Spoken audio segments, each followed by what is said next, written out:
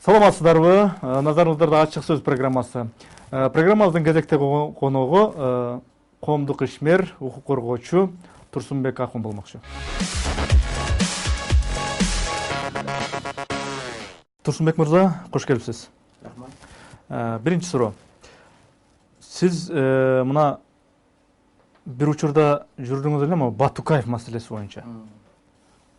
Шашпагыла бир бомба жарам деп анан ал бомба жарылдыбы, жарылган жокпу? Негизи ушул Батукаев маселесин тегерегинде түз суроо бергенде сизди акча алды, анан ошон үчүн бошотуп кетти деп, анан сиз каршы каралаш, мен мынча алган болсом анда тигилер деле алыптыр да деп да жооп берип жүрдүңүз. Деги эле ушул Батукаев маселеси боюнча сиздин пикириңиз? Батукаевга атайын диагноз коюлган, лейкоз крови деген.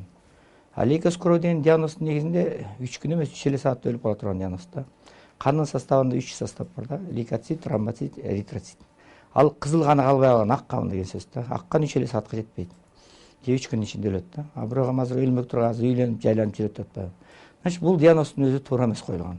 Мына ошол диагноздун негизинде эл аралык ошо атайын туткундардын конвенциясынын негизинде эгерде кандайдыр бир туткунга соттолгон адамга диагноз коюлса, өлө турган диагноз, аны өлгөнгө чейин чыгарып кое турган жерлер бар да, конвенция жазылган. Ошонун негизинде мен ошондой диагноз коюлгандан кийин айтып койдум, 3 күн ичинде өлгөндөн көрө чыгарып койсун деп. Бүттү, мына ошол сөзгө жабышып атат. Аны мен балким Турсунбек Акун катары, кыргыз катары патриотка айтпасам болот эле. Бирок омбудсмен катары ошол кезде айтышым керек болчу да, положено. Бүттү, мен күнөөм эле ушул, кавычкада күнөөм. Ошондон кийин эле Турсунбек Акун ушундай экен, тигиндей экен, мына өлөт деле деп эле жабышып калышты. Бирок мен өзүм милдетимди атырмын, азыр деле айтам. Эгерде Батукаев эле эмес, ар бир адам, кандайдыр бир соттолгон адамга ошондой диагноз коюлса, аны чыгарып коюш керек. Туугандарына өлгөн түрмөдө эметкенден көрө чыгарып коюш. Бул эл аралык норма. Вот ошону айттым да. Ал эми жанагы чыгып кеткени боюнча, значит, диагноз туура эмес болуп калды. Аны мен жалгыз, мен сот эмесмин, мен прокуратура эмесмин, мен ГСНдин башчысы эмесмин. 22 киши буга эметкенде күнөөлөнгөн. Анан жалгыз мен ошо курмандыкка чалынган өңдүү болуп, жалгыз мен кызматтан кеттим да, 21 адамы Батукаев боюнча кызматтан кеткен жок. Балким 2-3 кеткенсе керек бирге, башка жумушта, башка себептер менен. Бирок Батукаев мененче жалгыз гана мен кеттим да жумуштан. Вот ушул. Ал эми акча маселеси боюнча мен мындай да кызык. Мен бир тоокту уурдаган адамды чыгара албайм да, же башка албайм. Тем более укук коргоочу, бул адвокат эмес, акчада турган. Тем более анын чечендер бир колунан келе турган адамга берет да. Тура сотко, прокуратурага, башкага, бир реалдуу диагноз койгон адамга, сотторго берет. Анан мындай логикада жок да мындай. Ошон үчүн мен ойлойм, бул баягы бир жактуу каралоо. Анткени мен 19 күн бою ачкачылык жарыялап отуруп, анан КГБны, СНБны, прокуратураны аябай катуу айттым да. Анан алар ушул баягы YouTube да, YouTube операциясында олдоксон жасашып, бир чечен аялды эч кандай тиешеси жок, чечен аялды айттырышып, бирок ал чечен аял эч кандай Батукаевга да эч кимге тиешеси жок, белгисиз адам болуп чыкты да. Ошондо кандай болуп калат? Сиз эми баягы курмандык болуп калгандай болуп калдым деп атасыз да. Анан сизге кандай бир ак үйдөн телефон чалуулар болдубу? Же болбосо эми мына ушул окуя болуп өткөндөн кийин мындай алыстан карасаңыз ошол окуяны, Батукаевдин качып кеткенинчи. Демек эмне болуптур бул жерде? Кимдин башын айлантып, ким качырып ийиптир ошондо? Сиз эми алыс калбадыбы ал окуя? Ошону айтып көр. Мен ак үйдөн чыгабы, көк үйдөн чыгабы, мага демектен президент менен премьер өзү чыккан күндө дагы мен эч кимди укпайм. Өзүмдүн пикиримди айтмак болчумун. Ал ак үйдөн, конечно, бир адам чыкты, интервью берип кой деди. Ал интервью берип кой дегенге чейин эле мен уже интервью Ким эле ошол? Табалдиев, Бусурманкул Беркетович. Ал айтып койгонго чейин уже мен интервью берип койгом. Ошон үчүн ал айтабы айтпай мага роль ойнобойт. Мен өзүмдү билесиң. Бирок, конечно, ошонун чыккан өзү президенттин атынан деген сыяктуу чыгып атат да. Бир урматтуу Турсунбек Акунович, биз эч кимди сүйлөй албай атабыз, кече чыгып кетти эле. Баарыбыз айтсак шекишип калгандай. Аны өзүңүз бир ошо чыгып кеткени боюнча айтып коесузбу? Комментарий журналисттердин баары күтүп атат. Биз берсек болбойт экен, мамлекеттик органдар, сиз десиң. Хорошо. Анан что-то мен ага чейин уже бере баштагам. Анан что-то ойлонуп калдым ошондо. Значит, какой-то президент атынан мага эмне үчүн? Кандай алардын бир кызыкчылыктары бар деп ойлоно баштадым да. Анан кийин мына ошо ойлонуп отуруп, анан кийин уже ошол адам жөнүндө сөз болуп кеткен экен, чыгып кетти депутаттарга. Анан комиссиянын төрагасы, Батукаев комиссиянын төрагасы болот жери айтып калды. Сизге бирөө ак үйдөн чыккан экен, ушундай. Хорошо, чыккан, бирок фамилиясын айтпай койдум. Анан ошол ак үйдөгү бир өлкөт аппарат ошол. Ал айтты, жо, Турсунбек, айта көрбөңүз. Болот жерге айта көрбөңүз, өлтүрөт бизди. тем более президенттин атынан чыккан өңдүү деп кетип атат да. Анда биз жаманатта болобуз, айта көрбөңүз. Баягы сизге эч ким тийбейт деген сыяктуу да. Вот ошондой айтты. Анан мен каршы айткан жокмун, бирок бир адам чыкканы бар, бирок фамилиясын айткан жокмун. Анан азыр мен мындай сөзүңүзгө мен ачык жооп берейин. Биринчиден, мамлекеттин эң чоң жетекчилери киришмейинче бул иш кетпейт. Эч ким бул маселе чечилбейт. Экинчиден, мен жакында ошо Госдумага бардым. Мына өзүңөр айткандай, мына канча бир жыл өттү мына жакында. Ошо бир жылдан кийин мына сереп салып карап отурсам көрсө, ошол Шамил Атахан мырза бул биз бир чоң чиновник кече келген экен, чечендер. Акчасын көтөрүп алып келген. Ал айтыптыр, мен мындай ишке аралашпайм деген. Анан алар Шамил Атахановго барышыптыр.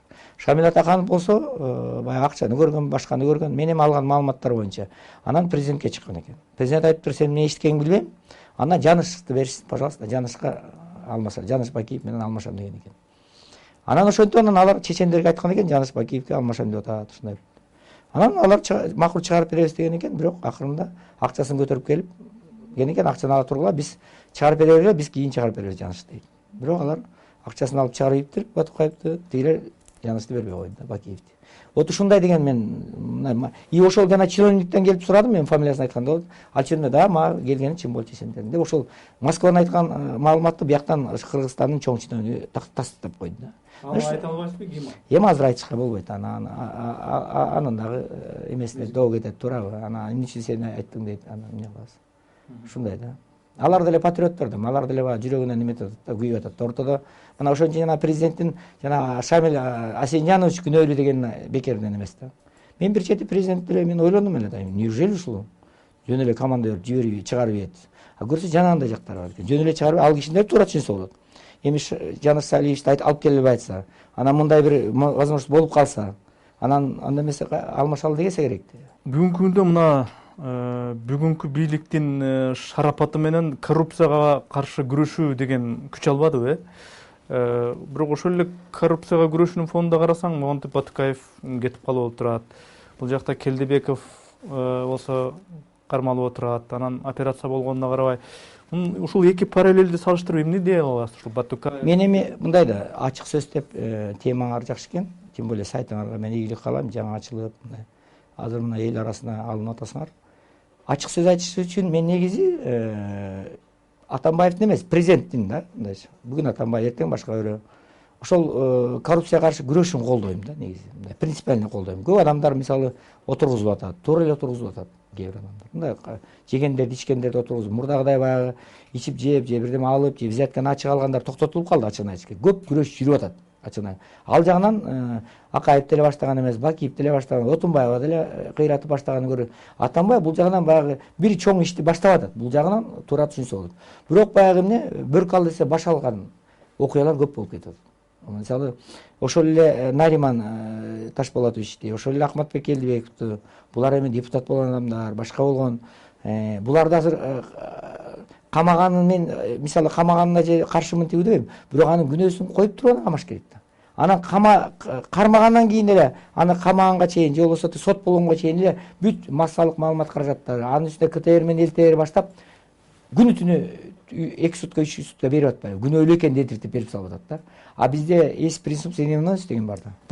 Антейин десеңиз, тиги президент өзү деле сот боло электе тиги анык күнөөлөп айтып ийип атпайбы? Ошон үчүн президент дагы өзү сот болуп атат, ачыгын айтышка. Ошон үчүн президент раз бирөөнү күнөөлөп айтса, уже алдын ала чечип коюп атат. Сотторду эчтеке дей албайт. Биздин соттордун баардыгы көбүнчө көз каранды. Ал соттордогу байкуштар көп ишке бара алат. Раз президент айтса, же парламенттен бирөөлөр айтса, же өкмөттүн эмеси айтса, ошо анан жалпы элдин баары кыйкырып атса, сотторду ошого барат, коркуп калат. Ошон үчүн биз ушу сотторго алдын ала сотторго вердикт чыгарып, соттордун вердигине жардам берип коюп атабыз. Алдын ала ошолорду чыгарып. Бул жакшы эмес да. Ошон үчүн президент деген өзү бул улут башчысы, бул деген элдин атасы. Президент Ак үйдүн эле президенти эмес, же бир эле бул жерде Чүй менен Талас менен Нарындын президенти эмес, жалпы Кыргызстандын президенти болуш керек да. Анан бардыгына бирдей атадай Ак үйдөгү чиновниктердин эле президенти болбостон, жалпы Кыргызстан элинин президенти болуш керек. Бардыгына бирдей. Ошол кояк сабы менен миңдейт. Ошо кемчилиги болсо да оппозицияда жүргөндөрдүн аркасы менен келген. Ошол эле Бекназаровдун аркасы менен, башкалардын аркасы менен президент болуп шайланып келген бул киши. Анан ошолорду дагы сыйлап коюш керек. Анан чыгып алып Бекназаров менен сүйлөшөйүнбү, мына Мотуев менен сүйлөшөйүнбү деп аларды баягы кемсинткен катары өткөнү мен туура көрбөйм. Баарына калыс болуш керек. Потому что алар канчалык кемчиликтери бар адамдар болгон күндө дагы мүнөздөрүндө. Бирок Кыргызстан үчүн Бекназаровдун ролу чоң да, мисалы. Макул, Мотуевди айтпай эле коелу. Мына бүгүнкү күндө СДПК деген партияны билесиз, парламенттин көпчүлүк бөлүгүндө ошол СДПКдан келген депутаттар олтурушат. Мына президент Алмазбек Атамбаев дагы өзү СДПКга кандай тиешеси бар экенин өзүңүз жакшы билесиз. Ушул бүгүнкү күндө СДПКны жанагы мурдагы илгерки Ак Жол партиясы, Алга Кыргызстан партиясынын дагы бир башкача варианты болуп калган жокпу? Ушинтип салыштырып жүргөндөр да бар. Сиздин пикириңиз кандай? Эми салыштырып жүргөндөр бар, балким анын кандайдыр бир кээ бир белгилери болсо керек. Болсо жөн салыштырбайт да, болсо керек. Ошого окшош, анткени бийликтин партиясы болуп атат да булчу. Ошол бирок эми Ак Жолго же болбосо баягы мурдагы Акаевдин партиясына эмне дедиңер, баягы Алга Кыргызстанга салыштырмалуу. Эми көп жагынан бул бир топ жагынан тазалыктар бар, ачыгын айтышка. Көп күрөшүп атат, аракет кылып атышат. СДПК дагы мындай азыр мына бөлүнүп жарылып, башка партиялар 10-го, 20-га бөлүнүп кеткен жок. Өзүнүн составында дагы жакшы адамдар бар. Бирок мен коркконум азыр Алмаз Атамбаев бийликте турган убакта гана балким ушундай биримдикти, баягы тышынан биримдикти көргөзүп атса керек дейм да. Ошол ал киши президент болуп турган үчүн гана биримдикти сактап турат дейм да. Ал киши кетери менен же кызматтан кетери менен ушул партия калабы калбайбы бул вопрос да. Эгер калса, анда идея менен келген адамдар деп түшүнөм. Бирок ошол замат чачырап кете турган коркунуч бар да. Ошон үчүн бул анан экинчи чети бүт баарына бирдей мамиле кылыш керек. Эгер коррупция менен күрөшө турган болсо, мен Алмаз Шаршеновдун күрөшүн колдойм. Коррупцияга каршы күрөшүн колдойм, чын жүрөгүн айтып атат дейм. Бирок баардыгына бирдей күрөш болуш керек. Баардык партияларга азыр эми мына күрөш в основном ата журтка тийип атат. Анан кээ бир ата мекендин бир эки кишисине тийип калып атат, туурабы? Анан кээ бир республикага тийип калып атат, башка партия. Башка СДПКга бир экөө камалган экен, жанагы тиги. Балыкчынын акими анан Иса Шишемкулович. Тем более алар балыкчынын акими акталып чыгып атат уже мэри. Иса Өмөркулович уже акталуунун алдында турат, мисалы. Негизи башкалар камалгандан кийин кеп Иса Шишемкулович досубуз, теңдишибиз болот, ал таза иштеген деп ойлойм мен. Бирок кеп Иса жөнүндө эмес. Просто раз бирдей кармаш болгондон кийин башкалар сыяктуу эле СДПКдан кармалгандар да камалыш керек да, мен ойлойм да. Бардыгына бирдей шарт түзүлсө, анан ошондо мен ойлойм, чындыгы кармаш бир. Ато бир эки эле партияга каршы күрөш күчөгөндөй. Ал эми кошомат кылып, баягы жакшы сөздөрдү айтып, медвежество кылган партиянын мүчөлөрү дагы ошо ойдон калгандай эме калтырып атат да. Ошон үчүн бул жерде баягы мен толук кошулуп кетпейм сиздин эмеңизге. Бирок ошондой болсо дагы, бир ошондой бир белгилери бар да.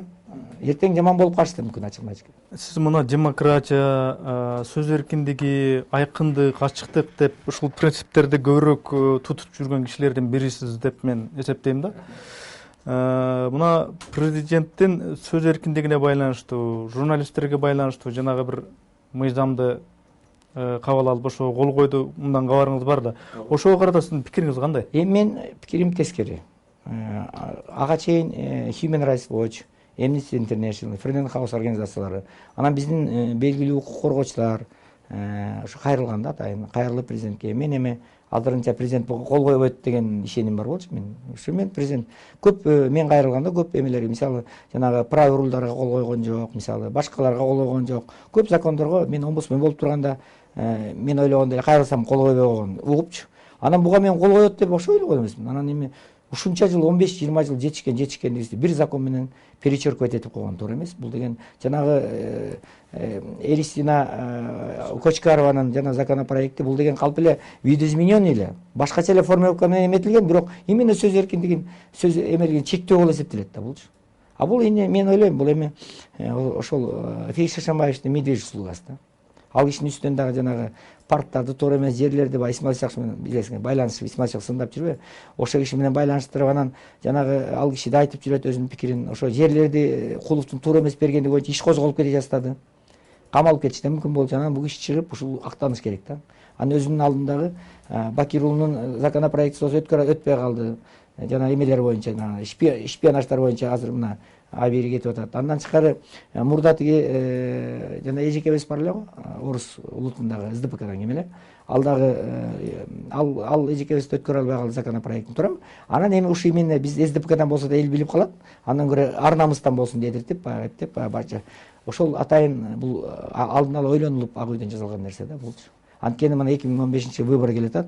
Анан сөз эркиндигин кандайдыр бир деңгээлде катуу кеткендерди ооздуктап кое турган мыйзам деп эсептейм. Бирок эл аралык аренада бизге аябай чоң зыянын келтирип атат да. Сөз эркиндигинде 15 жылда жетишкендиктин баарын ушул законопроект менен чектеп атат да. Бул да жакшы эмес. Бул аябай чоң откат артка кетүүнү билдирет да, чын айтыш керек бул дагы. Бийликтин көпчүлүк оппоненттери президент Алмазбек Атамбаевди бийликти бир колго топтоп алды деп күнөөлөп жүрүшөт. Буга сиздин көз карашыңыз? Эми толук бир колго топтоду дегенден алыс айта албайм, конечно. Бирок 2011 жылы өзү 2010 жылы 11 жылы жанагы өзү бийликке келип 12 жылы келип анан баштаганда ал кишинин бийлиги мурдагыдай эле болчу, баягы парламентте көбүрөөк бийлик, анан президентте, анан өкмөттө болуп мындай бирдей бөлүнгөн сыяктуу болчу да. Бирок келгенден кийин акырындан топтоло баштады. Жанагы эл аралык катнаштарды мурда парламентте болсо азыр уже эмеге берип койду. Мисалы өкмөттө болсо азыр президентке берип койду. Мисалы ал конституцияда болсо башка турат. Аны парламент чечими менен берип койду. Бул дагы кандайдыр бир деңгээлде медвежий услуга десек болот мисалы. Анан тышкары көп президент каалаган мыйзамдардын баардыгы өтүп атат мисалы.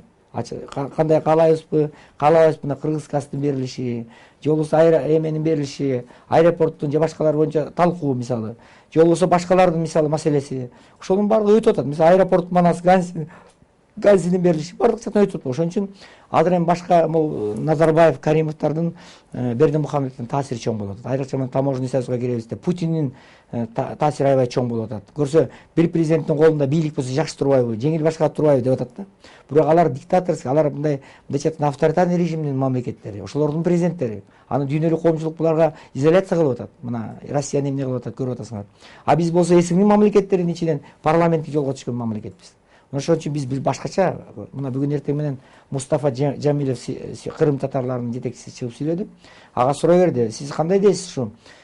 Борбордук Азия таможняга кирип атат. Эмне деген оюңуз бар? Кириш керек беле, кирбеш керек беле десе? Мени, конечно, Нурсултан Абишевди аябай сыйлайм. Бирок ал киши Украинадагы болгон референдумду, Крымдагы болгон аннексияны ушул туура болду деп айтып коюп, менин сыйымдан калды деди да. Мен ал киши менен жолугайын деп аткам, баш тарттым деди. Анан эми Кыргызстан болсо колдогон жок, жакшы деди. Аннексияны ачык колдоп чыккан жок. Бирок деген эми өзүнүн таламын коюп, ошо таможняга толук кирбей өзүнүн пикирин айтып, ошол Борбордук Азиядагы демократиянын аралчасын сактап калса, аябай чоң авторитет, эл аралык коомчулук аны колдоп кетет эле деп айтты да. Мына мен ошондой эле көз карашка мен кошулам да. Эми качанга чейин биз Россия менен эмени тиги Казакстан дешип жүрөбүз, же Кытайды. Үчөө тең мындайча авторитарный режимде, диктаторский режимде. Анан качанга чейин биз аларды дешип жүрөбүз. Андан көрө биз өзүбүздүн мындай жолубуз менен кетпейбизби, мындайча. Демократиялык жолго түшкөндөн кийин аягына чейин түшөлү да. Анан же болбосо андай чыгыбыз керек, биз ушул Казакстан менен Россиянын мындай эмесин этегин кармап гана оокат кылган бир байкуш мамлекетпиз деп эле ачык айтыш керек андай болсо. Демек, мен сиздин айткандарыңызга караганда баары бир бизде президенттин бийлиги басымдуураак, күчөп баратканын айтып атасыз да. Анан менен мурдагы Бакий менен кайыптагыдай болгон. Ооба. Бирок тиги мына парламентаризм анда каякта калат? Анда парламент өзүнүн функциясын анча аткара албай калып атабы, же бизде ошондой чабал парламент болуп атабы? Жок, эми чабал парламент деп айтууга болбойт. Акаев менен Бакиевдин убагындагы караганда күчтүү парламент. Күчтүү деп да айтканга болот. Эми какой-то мер аларга караганда өз алдынча парламент деп айтса болот да. Кандайдыр бир белгилер боюнча. Анткени көп маселе чечип атат. Президент эсептешип атат. Президенттин кээ бир чечимдери өтпөй калып атат, туурабы? Ал мурдагы президенттер андай деген болгон эмес да, туурабы? Команда берилген, ошону аткарган бир партия жетекчиси көбүнчө. Азыр эми бир чети жанагы 5 фракциянын бирөө дагы үстөмдүк кылбагандыгы жакшы таасир болуп атат да. Баардыгынын сандары бирдей. Ушундай да, ушул дагы. Ошон үчүн бул парламенттин ушундай болушу жакшы. Бул азыр президенттин да сакталып турушу, эл баягы кандайдыр бир деңгээлде колдоп аткандыгы, кандайдыр час элдин кандайдыр бөлүгү колдоп атканы. Ошол парламент менен да, өкмөт менен да ыйгарым укуктарын бул киши бөлүшүп атат да. Аз болсо да бөлүшүп атат. Парламентке дагы укугу бар, өкмөттүн укугу бар. Аларга да берип, кичинеден берип, алар менен эсептештирип, кыйкыртып коюп атат да. Бирок бара кичинеден болсо дагы акырындан каалаган жерлерин алган түрү. Ошон үчүн бул жерде парламент өтө өзүнүн мындай тишин көрсөтүш керек да. Тишин көрсөткөн парламент тилекке каршы боло албай атат. Эгерде ошол Текебаев турса, мисалы, спикер болуп мурдагыдай, же азыр камалып жаткан Ахматбек Элдибеков турганда, мисалы, анда балким башкачараак болот эле да. балким өлкөгө жакшылык келбейт эле, өтө карамарчылык болот эле, балким бир тополоң болуп кетет беле, балким анын да жаман жактары бар. Бирок балким Асылбек Шарипович жетектеп парламент турган жакшы жактары бардыр балким, позитивдүү жактары. Бирок конечно терс жактары да болуп атат, анткени баягы катуу тишти көрсөтүлбөй калып атат да. Ак үйдөн саясат үстөмдүк кылып кеткен сыяктуу. Мен деле Асылбек Шариповичти как саясатчыда сыйлайм. Бирок негизи баягы жүздү, парламенттин жүзүн толугу менен сакташ керек да. Сакташ керек. Өз алынчалык саясатты көбүрөөк жүргүзүш керек. Парламент менен президент толугу менен эсептешип тургандай болуш керек. Кыскасы парламенттик жолго түшкөн дегенден кийин ошо парламенттик жол туруш керек да. Бирок это не значит, что президентти сыйлабай кой эмес. Жок. Президентти сыйла, премьерди сыйлагыла. Ушундай да. Ушундай маанидә мындай сбалансированный саясат болуш керек да. Бизде андай эмес, слабый саясат жүрүп калат. Сиз айтып атпайсызбы, бул эгер тиги Текебаев балким спикер болгондо бир аз башкачараак болмок беле депчи. Бирок ушул кезде деле президенттин оппоненттери айтып атышат. Ушу азыркы күндө деле президент Алмазбек Атамбаев Текебаев менен тандем болуп алып, өздөрүнүн билген боткосун чалып атат депчи. Буга көз карашыңыз кандай? Ага деле мен башкача түшүнөт элем, экөөнүн боткосун чалган деле жок. Бирок булар экөө бир лидер деп айтууга болбойт. Же болбосо премьер менен спикерди Текебаевга салыштырганга болбойт. Негизи өзүң деле билесиң, бул өз алынча чоң саясатчылардын бири да. Азыр Кыргызстанда мен тамашалап атсам, эки эле адам башкарат. Бирөө Атамбаев, бирөө Текебаев да. Премьер менен спикер көлөкөдө, экөөнүн көлөкөсүндө да. Бизде баягы президенттеги жанагы сый ургалдардын, укуктук сый ургалдардын мүмкүнчүлүктөрүн баарын алып эле, ошол эле Түркиядагыдай кылып, ошол эле Англиядагыдай кылып, бул президент деген мында өзүнчө сый болуп эле тиги жерде баягы королевадай болуп же королдой болуп. Номиналдуу гана ошол президент деген аты менен жүрө турбайбы дагы, калган укуктардын баарын премьер-министрге бербейби, өкмөткө бербейби, парламентке чыныгы функциясын бербейби? Эмне үчүн бизде ушундай эле кайра эле ушундай искусственный ушундай абал түзүлүп калды да, кайра эле президентке баягы жашыл жарык күйгүзгөнчү? Бизде мындай двойной стандарт саясат болбош керек. Бизде азыр двойной стандарт болуп атат. Эгерде биз парламенттик жолго түшкөн болгондон кийин, мен өзүңдү колдойм. Анда парламенттик жол менен түшүп көбүнө парламентке, өкмөткө бериш керек. Ал эми президент болсо, конечно, баягы Турциянын президенти азыр. Мисалы, азыркы Гүл сыяктуу эле, ошол сыяктуу эле калыш керек, потому что Гүлдүн деле көп полномочия, бирок ал в основном жана ургалдуу нерселерди аткарат да, салтанаттуу нерселерди. Ошондой болуш керек. Ал эми эгерде андай эме кылбайбыз, анда толугу менен президенттин колуна алсын. Анда колуна алыш керек, анда парламент мурдагы деле көз каранды абалда калсын. Эч кандай талашып тартышпасын. 120 парламенттин анда парламентарийдин кереги жок. Азыраак эле бир парламенттен аты кылып коюп туруп эле мурдагыдай эле анда толугу менен полномочиянын баардыгын президентке берип, күчтүү президент кылыш керек андай болсочу. Анан же или болуп атат, ортодо да болор болбос, толор толбос деп болуп калып атат да. Анда өзү туура эмес да, мен ойлойм да. Парламент жолго түшкөндө парламентте толугу менен бериш керек, ачык айтыш керек. Бизде бирок биздин конституциябыз ушундай түзүлүп калган да. Конституциябыз өтө хитрый түзүлгөн да. Аны сиздин досуңуз Текебаев түзбөдү беле? Сиз эми айтышыңыз керек да, эмичи? Туура эмесирээк болуп атат го депчи. Эми азыркы кырдаалды сөз сүйлөйм, ал айтат, эми азыркы кырдаалды эметтиктиге өзүң да катыштың, башка болду. Азыр ушу бизге аябай ушундай разбалансированный түшкөн экенбиз деп ал өзүнүн көз карашын талкуулайт. Эми ал кимдин өзүнүн көз карашы экен да. Бүгүнкү күндө Кыргызстандагы укук коргоо, адам укугунун акыбалы кандай? Сиз акыйкатчы болуп турган убакта кандай эле? Сиз андан кеткенден кийин кандай болуп калды? Деги эле ушул туурасында эмне иш менен жүрөсүз? Деги эле адам укугу темасында. Биринчиден укук коргоо жаатында аракет кылганыма быйыл 25 жылдын жүзү болгон экен да. 89-жылы эл аралык активисттер союзун деп түзүп баштаган элем баягы. Союздун убагындачы ошондо дом офицерге бир группаны түзүп алып баштаган элем да. Ошондон бери эле кавычкада аппендич алыш сыяктуу болуп туруп эле жүрөм да. Ошо адам укугу деген өзүң баягы багыт иштеп аткан адам укугу деген бир атты минип алып эле жүрөм да. Же эметкен киши эмес, ушундай бир ошол идеяга берилген адам экенмин да. Жүрөм, анан эми бирок ошол 25 чейрек кылымга чукул убакыт бекер кетпептир да. Кыргызстанда укуктук демократиялык өлкөнү башкага салыштырмалуу түптөдүк, кандайдыр бир белгилери бар деп айтсак болот да. Мына сөз эркиндиги, башка демократия, пикет митингдердин өтүшү. Мына ошолордун баардыгы мына азыр Түркмөнстан, Өзбекстан же кошуна казактарга салыштырууга болбойт. Бизде чын эле демократиянын аралчасы деген атыбыз бар чоң. Анан бизде жанагындай эметилүү көп жагынан бизде көп өзгөрүүлөр бар да, элдин баары таң калат. Европа мамлекеттери таң калат. Мына ошол үчүн ушундай өзгөрүүлөргө мен ушу өмүрүмдү, жаштыгымды, ден соолугумду, өзүмдүкүндөй капкара чач азыр апапак чач болду, 25 жылдык өмүрүмдү мына арнап келдим да. Ошон үчүн мен ойлойм укук коргоо көп жогорку деңгээлге чыкты, укук коргоочулук өнөрү. Ал эми акыйкатчы институтун дагы аябай чоң деңгээлге чыгарып койдук. Мына 3 жолу эл аралык конференция өткөрдүк өзүбүздүн күчүбүз менен. Искуйский форум деп атат, адам укук боюнча. Дүйнөлүк стандартка эметтик. Эл аралык Б деген формага Междуконституционный комитетке киргиздик, ООНго чыгардык. Бирок эми тилекке каршы акыркы убактардагы башка менден кийин келгендердин аракети ошону чийип салып атат да ачыгында. Мен ал мен ордуна келгендердин адамдык сапаттарын тийишким жок. Бирок тилекке каршы вот канча жасаган эмгектердин баардыгын азыр жөнөкөй эле плинтус калып такап койду да. Жок, нөлгө чыга. Мына азыр омбудсмен барбы жокпу элдер айтып атат. Турсунбаков менен кошо акыйкатчы институт жоюлуп кетти, жок экен деп. Деген сыяктуу эми менен каалабайт элем аны. Бирок ошондой иштерге анан акыйкатчы институтундагы азыр парламент минип алды да. Мисалы, мына мени кетирди. Мен 2018-жылда 14 февралга чейин иштешим керек эле. Экинчи срокко шайлангандан кийин кетирди. Анан эми азыр мына 6 айга иштебеген жанагы тиги экинчи акыйкатчы деген бир жигит жүрөт, аны кетирип атат. Эми ал иштеген 2 ай болду да. Өткөн отчетун берип атат. Анда 2 ай 3 ай эле иштеген. Аны ал жигитти мен өзү деле жакшы көрбөйм, бирок ал жигитти кетирүүнүн кандай эмеси бар. Ал мен иштегем да. Мына эптеп эле мага менин отчетумду эметпеш үчүн Турсунбаковду кой кетиргенден кийин кайра оң канааттануу болду деп айтып калбасын деп аны да кетирип атат. Кетирген аракеттерди көрүп атат. Кеп ал жигитти мен жакшы көрдүм, просто институт независимый болуш керек да, парламент өзүнүн чынжырын салып албаш керек. Бул институтка чынжырын толугу менен салып алды. Ким салды? Эми ал парламент салып атат. Мына парламент толугу менен азыр контроль көзөмөлдөп атат. Бардыгы. Ким мисалы президент омбудсмен чыгып сүйлөсө сразу баса калышат, башка кылат.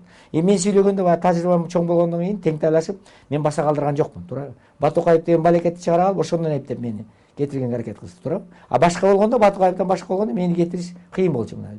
4 жыл аракет кылды, кетире албай жүрүшкөн буларчы. Анткени парламентте ушундай эмелер бар да, только кимге бет алса ошону только жайлаш керек да. Мен бул да туура эмес, көрдүм. Мына президенттин жанагы полномочиясын көбөйүп атканы, анткени 120 адамга полномочияны берип ишенгенден көрө бир адамга берген ыңгайлуураак экен да. Ошон үчүн президент жана эмесин полномочиясын көбөйткөнүнө кандайдыр бир шарттар, кандайдыр тарыхый кырдаалдар түрткү болуп калды. Эгерде парламент өзү күчтүү парламент болуп, ынтымактуу болуп, баарын ишин акыл менен жүргүзүп, анан цивилизованный эл аралык нормалар менен жүргүзгөндө президент ага бара албайт болчу. Парламент өзү начардыгынан ынтымагын жоктугу бири бирин ырылдашканын негизинде президентке өзүнүн полномочиясын ыйгарым тарттырып ийет. Көрдүңүзбү? Бул да эми мен болсо азыр баягы не было бы счастья, да несчастье помогло деген бир орустун макалы бар. Мен айтам депутаттардын бардыгына, мени кетирген ак үйдөгү члендин баарына рахматымды айтайын деп атам. Мен азыр Кудайга шүгүр, жакшы. Астанадан Борбордук Азия боюнча адам укуктары боюнча конгресс координатору болуп шайланып келдим. Чоң грант утуп алдым. Ошо бир жакшы жерде отуруп иштеп, колман элдерди кабыл алып, колман келишинче иштеп атам. Анан баягы өзүң билген Кыргызстан укук кыймыл деген уюм бар эле, ошо 25 жыл мына болуп келатат. Ошол уюм 10 жылдан бери мен баягы чиновник болуп кеткен иштебей калды эле. Мына мурда күнү чогултуп ошонун конференциясын өткөрдүк. Кайра төрага кылып шайлашты. Ага да бир грант утайын деп атам. Кыскасы мен КДКнын башын бириктирип, КДКчыларды кайра чогултуп, аны өлүп кеткен энебизди, атабызды эстеп койдук. Кыскасы мен күнүгө ушу тынбай иштеп атам колман кешти. Укук коргоочулук ишин анан быйыл эң негизгиси ушул 25 жыл болгон экен ушу укук коргоочулук ишимечи. Адам укугун коргоп жүргөн ишиме.